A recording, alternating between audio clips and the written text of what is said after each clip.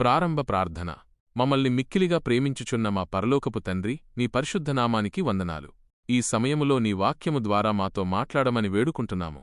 మా జీవితాల్లో మేము ఎదుర్కొంటున్న వేదనల వెనుక ఉన్న నీ ఉద్దేశ్యాన్ని గ్రహించే జ్ఞానాన్ని మాకు దయచేయండి. గాయపడిన మా హృదయాలకు నీ వాక్యము ద్వారా స్వస్థతను, బలహీనతలో నీ శక్తిని మాకు ప్రసాదించమని మా విమోచకుడైన యేసుక్రీస్తు నామములో ప్రార్థిస్తున్నాము తండ్రి, ఆమేన్. ప్రసంగం. 2 విధములగు వేదనలు. స్వస్థత వైపు ప్రయాణం. ప్రభునందు ప్రియమైనవార్లారా, మన జీవిత ప్రయాణంలో ప్రతి ఒక్కరం ఏదో ఒక సమయంలో వేదనను అనుభవిస్తూనే ఉంటాము. అయితే విశ్వాసి జీవితంలో ఈ వేదన అనేది కేవలం ఒక కష్టం మాత్రమే కాదు, అది దేవుడు మనల్ని తీర్చిదిద్దే ఒక ప్రక్రియ. ఈ రోజు మనం 2 విధములగు వేదనల గురించి ధ్యానించుకుందాం. 1. మార్పులేని వేదన వర్సెస్ మార్పును కలిగించే వేదన. లోకంలో చాలామంది గతాన్ని తలచుకుంటూ, పాత గాయాల బానిసత్వంలో ఉంటూ మార్పులేని వేదనను అనుభవిస్తుంటారు. ఇది మనల్ని కృంగదీస్తుంది. కాని పరిశుద్ధాత్ముడు మనల్ని నడిపిస్తున్నప్పుడు కలిగే వేదన స్వస్థతను కలిగించే వేదన. ఉదాహరణకు, ఒక గాయానికి పొక్కు ఏర్పడినప్పుడు అది దురదగా, మంటగా అనిపిస్తుంది. అది బాధాకరమే, కాని ఆ బాధ స్వస్థత జరుగుతోంది అనడానికి గుర్తు. లేఖన ఆధారం. హెబ్రీలకు రాసిన పత్రికలో ప్రభువు మనకొక అద్భుతమైన వాగ్దానాన్ని ఇచ్చారు. నిన్ను ఏమాత్రమును విడువను, నిన్ను ఎన్నడునూ ఎడబాయను అని ఆయన సెలవిచ్చారు. మన స్వంత శక్తితో సమస్యలను పరిష్కరించుకోవాలని చూస్తే అది భయంకరమైన వేదనకు దారితీస్తుంది. కాని ఆయన ప్రణాళికకు లోబడినప్పుడు శ్రమలో కూడా ఆయన ఓదార్పు మనకు తోడుంటుంది. 2. వేదన యొక్క ద్వారాలు. ముఖాముఖి ఎదుర్కోవడం.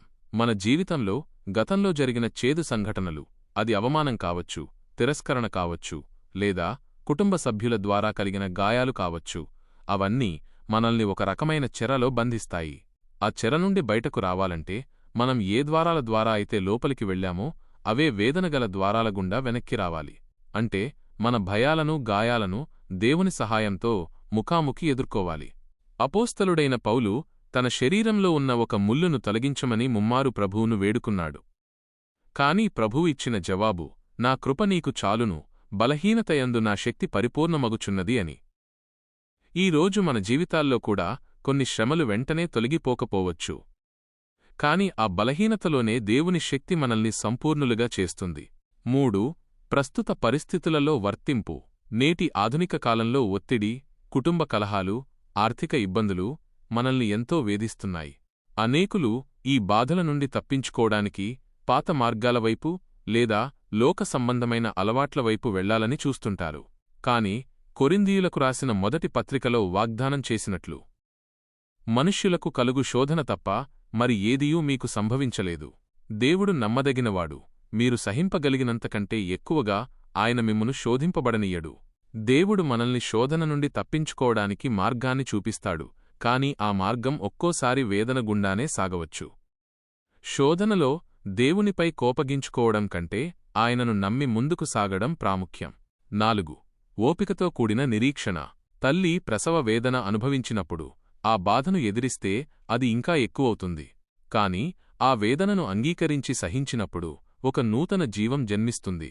అలాగే మన జీవితంలో స్వస్థత కలిగేటప్పుడు వచ్చే బాధను ఎదిరించక దేవుని పనిని మనలో పూర్తి చేయనివ్వాలి. కన్నీళ్లు విడిచుచూ విత్తువారు సంతోషగానముతో పంట కోసెదరు అని కీర్తనల గ్రంథం చెబుతోంది. ముగింపు. ప్రియ సహోదరీ సహోదరులారా, పరీక్ష లేకుండా సాక్ష్యము ఉండదు. మీరు ఈరోజు అనుభవిస్తున్న వేదన కేవలం మిమ్మల్ని బాధించడానికి కాదు, మిమ్మల్ని ఒక గొప్ప సాక్షిగా నిలబెట్టడానికి దేవుడు వాడుకుంటున్న సాధనం. సాయంకాలము ఏడ్పు వచ్చి రాత్రి ఉండినను ఉదయమున సంతోషము కలుగుతుంది. కాబట్టి ధైర్యము వహించండి, పరిశుద్ధాత్ముని నడిపింపుకు లోబడండి. ముగింపు ప్రార్థన. ప్రేమగల తండ్రి, నీ వాక్యము ద్వారా మమ్మల్ని బలపరిచినందుకు వందనాలు. మా జీవితాల్లోని వేదన సంబంధిత ద్వారాలను ఎదుర్కొనే ధైర్యాన్ని మాకివ్వండి. బానిసత్వం నుండి మమ్మల్ని విడుదల చేసి నీ సంపూర్ణ స్వస్థతలోకి నడిపించండి. మా గాయాలను మా సాక్ష్యాలుగా మార్చమని, ప్రతికూల పరిస్థితుల్లోని కృపను మాకు తోడుగా ఉంచమని యేసు నామములో అడుగుచున్నాము తండ్రి, ఆమేన్.